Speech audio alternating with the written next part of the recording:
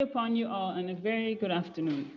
My name is Aisha Kutub Sano, and today I'll be talking about developing the Ramadan character.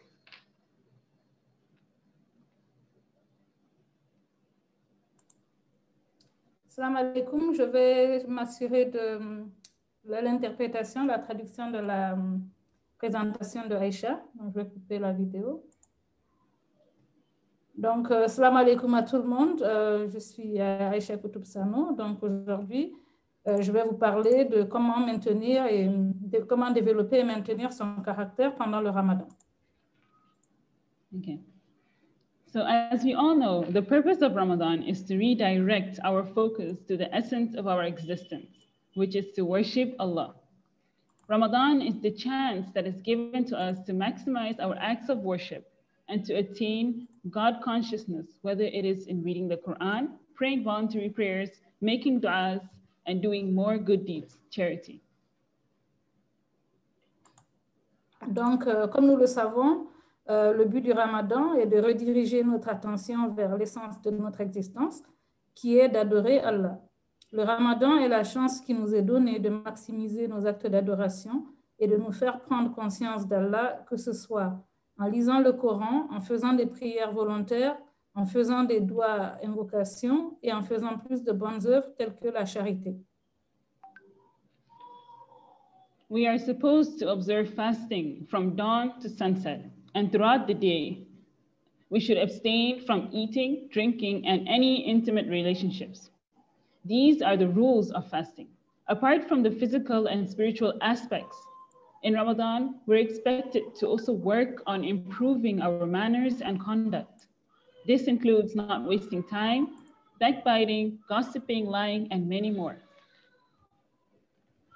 Donc, nous devons observer le jeûne de l'aube jusqu'au coucher du soleil. Et donc, tout au long de la journée, nous devons nous abstenir de manger, de boire et de toute relation intime. Donc, ce sont les règles du jeûne. Outre l'aspect physique et spirituel, le Ramadan doit également nous permettre d'améliorer nos manières et notre comportement. Il s'agit notamment de ne pas perdre du temps, de ne pas médire des autres, de ne pas rapporter des commérages, de ne pas mentir, etc. Let's walk into the life of our role model, the Prophet Muhammad Sallallahu Alaihi Wasallam. As we all know, he Sallallahu Alaihi Wasallam is the best example for a person who possessed the best manners and morals. Once the Prophet Sallallahu Alaihi Wasallam was asked about the best of believers, and he said, they are those who have the best character and manners.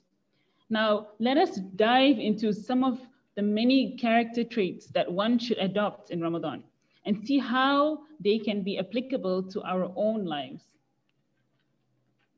Donc, penchons-nous un peu sur la vie de notre modèle, le prophète sallallahu alayhi wa sallam. Comme nous le savons tous, Rasulullah alayhi salatu wa sallam représente le meilleur exemple que nous pouvons donner d'une personne qui possède les meilleures manières et la meilleure moralité. Un jour, le prophète sallallahu alayhi wa sallam a été interrogé sur les meilleurs croyants. Alors, il a répondu que ce sont ceux qui ont le meilleur caractère et les plus belles manières. Plongeons-nous alors dans quelques-uns de ces nombreux traits de caractère que l'on devrait adopter pendant le Ramadan et essayons un peu de voir comment on peut les appliquer dans notre propre vie. There are 8 characteristics of the Prophet Muhammad Sallallahu Alaihi Wasallam that one can look up to, including generosity, number 1, number 2, forgiveness, number 3, love, number 4, honesty, number 5, perseverance, number 6, love of knowledge, number 7, love of the sunnah, and number 8, gratitude. Donc, il y a 8 caractéristiques du prophète sallallahu alayhi wa sallam que nous pouvons admirer, notamment la générosité, le pardon, l'amour, l'honnêteté, la persévérance, l'amour de la connaissance, l'amour de la sunnah et la gratitude. Number 1, generosity. The Prophet ﷺ was more generous in Ramadan. Some of the ways we could practice it in Ramadan is by donating the clothes that we are not using in our wardrobe or cupboard. Donc, le premier point qu'elle a noté, c'est la générosité. Le prophète, alayhi salatu wassalam, il était encore plus généreux pendant le Ramadan. Et une manière pour nous de pratiquer ce trait de générosité, par exemple, c'est d'offrir les vêtements qui sont dans nos armoires et que nous voudrions offrir aux autres ou bien que nous savons que nous n'utilisons pas, par exemple. Donc, c'est une manière de montrer la générosité, de suivre l'exemple du prophète dans sa générosité à lui également. Number 2, forgiveness. The Prophet ﷺ always repelled evilness with kindness and mercy, and he was never revengeful for any personal reasons. He always forgave his enemies. In Ramadan, we could exercise this by forgiving someone who has said something hurtful to us or gave us a comment that made us feel bad about ourselves. When this happens, remind yourself of how people are not perfect, and the shaitan is forever working towards encouraging you to be revengeful. Try to wipe the slate clean, your heart, and move forward. Donc, le deuxième point qui est noté ici, c'est le pardon. En effet, le prophète sallallahu alayhi wa sallam, il repoussait toujours la méchanceté par la bonté et la miséricorde, et il ne se vengeait jamais pour des raisons personnelles. Il pardonnait toujours à ses ennemis. Pendant le Ramadan, nous pouvons nous exercer à pardonner à une personne qui nous a dit quelque chose de blessant ou qui a fait un commentaire qui nous a fait nous sentir mal. Lorsque cela se produit, c'est bien de se rappeler que les gens ne sont pas parfaits et que Shaitan cherche toujours à nous inciter à nous venger. Donc, il faut qu'on essaie d'effacer les traces de cela dans notre cœur et d'aller de l'avant. Number 3, love. The Prophet Muhammad said, "None of you will truly believe unless you love for your brother what you love for yourself." In Ramadan, we could express this by donating something of ours that we actually love. This would teach us the importance of putting others first. Le troisième point, c'est l'amour des autres. Le prophète sallallahu alayhi wa sallam a dit, « Aucun de vous ne croira vraiment tant qu'il n'aimera pas pour son frère ce qu'il aime pour lui-même. » Donc, pendant le Ramadan, nous pouvons manifester cet amour d'autrui en donnant quelque chose que nous aimons vraiment, ce qui nous enseignera l'importance de donner la priorité aux autres. Number 4, honesty. The Prophet Muhammad said, "Whoever does not give up bad speech or evil doings, Allah is not in need of his leaving his food and drinks." In Ramadan, we could practice this by not telling others what someone else has told us, or by not talking bad about another person while in front of them, we do not show them what we feel about them. Quatrième point qui est noté, c'est l'honnêteté. Le prophète alayhi salatu wassalam a dit, « Quiconque ne renonce pas aux paroles mensongères ou aux mauvaises actions, Allah n'a pas besoin qu'il abandonne sa nourriture et sa boisson. » Donc, pendant le Ramadan, nous pouvons pratiquer cela en ne rapportant pas aux autres ce que quelqu'un nous a dit ou en ne disant pas de mal d'une personne alors qu'en face d'elle, nous ne montrons pas ce que nous ressentons à son égard. Number 5, perseverance. Sometimes, someone asked the Prophet ﷺ once, "What is Iman?" He replied, "It is perseverance from the things that we are forbidden by Allah, and acceptance." He was then asked again, "What is perseverance and acceptance?" And he replied, ﷺ replied, "As-sabr is to persevere in holding back from what Allah has forbidden and acceptance of what He has commanded." In Ramadan, we could practice this by staying strong even when we get very tired in the middle of the day, and by still fasting without stopping no matter what, no matter how tiring or how hard fasting gets throughout the day. The Prophet also ﷺ said, "Jannah is surrounded by hardship, and hellfire is surrounded by desires." Donc, le cinquième point, c'est la persévérance. Quelqu'un a demandé au prophète, sallallahu alayhi wa sallam, qu'est-ce que al-iman, la foi? Il a répondu, c'est la persévérance à éviter les choses qui sont interdites par Allah et l'adhésion. On lui a demandé alors, qu'est-ce que la persévérance et l'adhésion? Il a répondu, as-sabr, c'est la persévérance à se retenir de ce qu'Allah a interdit et l'adhésion ou le fait d'accepter ce qu'Allah nous a ordonné. Donc, au cours du Ramadan, nous pourrions pratiquer cela, par exemple, en restant fort, même lorsqu'on est très fatigué au milieu de la journée, et en continuant à jeûner sans s'arrêter, quelle que soit la fatigue ou la difficulté du jeûne au cours de cette journée. Le prophète sallallahu alayhi wa sallam a dit, Jannah, le paradis, est entouré d'épreuves et le feu de l'enfer est entouré de désirs. Number 6, love of knowledge. The Prophet Muhammad ﷺ said, whoever pursues the path of knowledge, Allah will make the path to paradise easy for him. So in Ramadan, we could demonstrate this by joining gatherings or programs which help increase our knowledge about the stories of the prophets, understanding the meaning of the Quranic verses, and many more. It can also be done by joining groups on WhatsApp or any application that we will benefit from. Et le 6e point qui est noté, c'est l'amour de la connaissance. Le prophète sallallahu alayhi wa sallam a dit, quiconque poursuit le chemin de la connaissance, Allah lui facilitera le chemin du paradis. Pendant le Ramadan, nous pouvons démontrer cela en rejoignant des rencontres ou des programmes qui permettent d'accroître nos connaissances, par exemple sur les histoires des prophètes, d'en comprendre la signification, de comprendre la signification des versets coraniques et plus encore. Cela peut également se faire en rejoignant des groupes, par exemple sur WhatsApp ou toute autre application qui nous sera utile. Number 7, love of the Sunnah. The Prophet Muhammad ﷺ said, when any one of you gets up in the morning in the state of fasting, he should neither use obscene or bad language, nor do any acts of ignorance. And if anyone quarrels with him, he should say, I am fasting, I am fasting.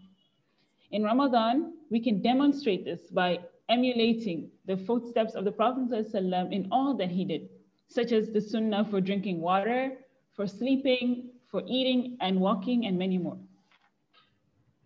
Le 7e point concerne l'amour de la sunna.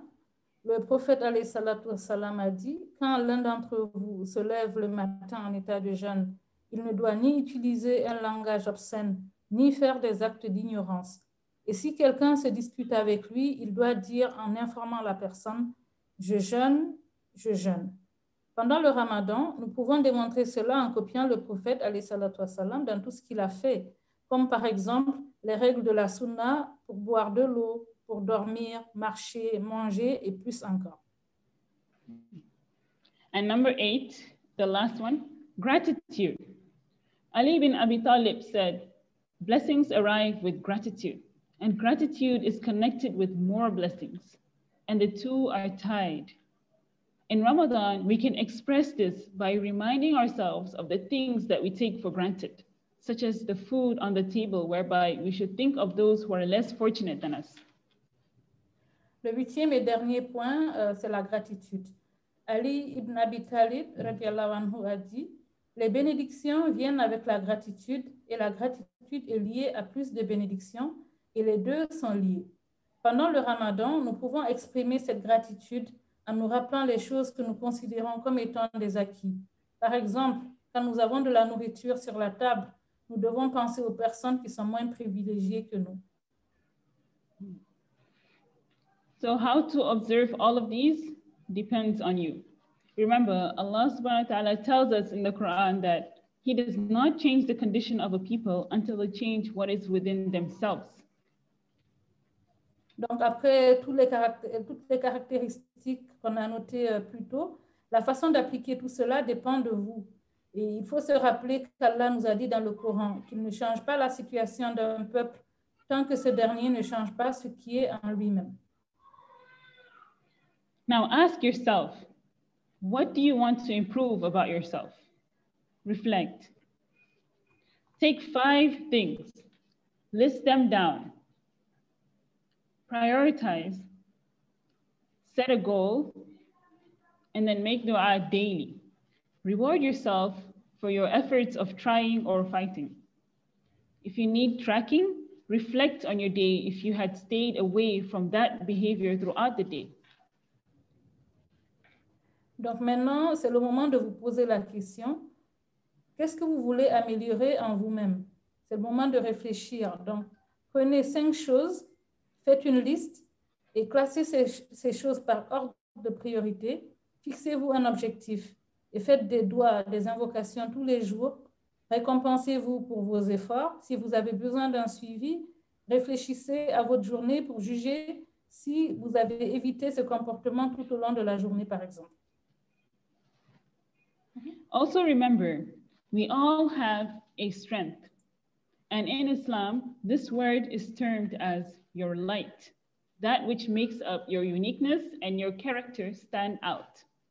It could be patience, generosity, compassionate, or many more. In Ramadan, it is your chance to overuse it. Donc, n'oubliez pas non plus que chacun de nous a une certaine force. En islam, on appelle ce mot notre lumière. C'est ce qui fait ressortir la particularité et notre caractère également, notre particularité et notre caractère. Cela pourrait être par exemple la patience, la générosité, la compassion, et chacun de nous a une force. Pendant le Ramadan, c'est l'occasion de nous en servir pleinement. Let us plan how we could make use of our every strength. The strategy includes the following. Number 1, noticing the strength. Donc, planifier un peu comment nous pourrions utiliser toutes nos forces. La stratégie comprend les points suivants. Premièrement, il faut observer et remarquer quelle est votre force particulière. Number 2, internalizing it through self-talk. Deuxièmement, c'est bien de l'intérioriser en se parlant à soi-même. Number 3, while engaging in the strength, flourish it. Donc, tout en vous impliquant avec cette force qui est la vôtre, essayez de la développer également. Number 4, if you are feeling discouraged due to an outside force, environmental circumstance, for example, remind yourself of your niyyah or your intentions, always for His sake, subhanahu wa ta'ala, not to please anyone or receive anything in return. In that difficult moment of implementing the strength, internalize du'as, requesting for ease in so and so. That will facilitate the process for you. Allah is watching you persevere. Do not give up. Donc, quatrièmement, si vous vous sentez découragé à cause d'une circonstance extérieure, rappelez-vous de vos niyas, c'est-à-dire de vos intentions. Tout ce que vous faites, c'est toujours pour l'amour d'Allah subhanahu wa ta'ala et pas pour plaire à quelqu'un ou recevoir quelque chose en retour. Donc, dans ce moment difficile de mise en pratique de ces capacités, intériorisez les doigts en demandant à Allah la facilité dans tel ou tel domaine. Et cela faciliterait le processus pour vous. Allah vous regarde persévérer, donc n'abandonnez pas. Number 5, you have conquered your ego by not letting anything prevent you from utilizing your strength, no matter what. Vous avez donc conquis votre ego en ne laissant rien vous empêcher d'utiliser vos forces, quoi qu'il arrive. And number 6, while going over the limit with your strength, remember that no act of goodness will ever go to waste in the sight of Allah. Expect to be rewarded by Him, subhanahu wa ta'ala, in any form, since your sole purpose was to do that which pleases Allah. Number 7, remember that your priority is Allah's pleasure. This should keep you thriving despite the tests that comes with it. Donc, le 6e point, c'était tout en dépassant les limites de votre force, rappelez-vous qu'aucun acte de bonté ne sera jamais inutile auprès d'Allah subhanahu wa ta'ala. Donc, attendez-vous à être récompensé par lui sous quelque forme que ce soit, puisque votre seul but était de faire ce qui lui plaît. Le 7e point, rappelez-vous que votre priorité est de plaire à Allah. Cela devrait vous permettre de rester dynamique malgré les épreuves qui se présentent à vous. And finally, number 8, understand the tricks of the devil in trying to take your strength away from you in a slow pace. When this happens, seek istighfar, forgiveness, and protection from him, subhanahu wa ta'ala, to regain the courage to pursue in your strength. Donc, comprenez également les ruses de Shaitan qui essaie de vous enlever votre force petit à petit. Et quand cela arrive, demandez pardon à Allah subhanahu wa ta'ala à travers istighfar et demandez à Allah de vous protéger contre Shaitan pour que vous puissiez retrouver le courage de poursuivre avec votre force. Thank you very much. I wish you all the best in this blessed month to come. May Allah ease your affairs for you and strengthen you throughout the whole month to do your best.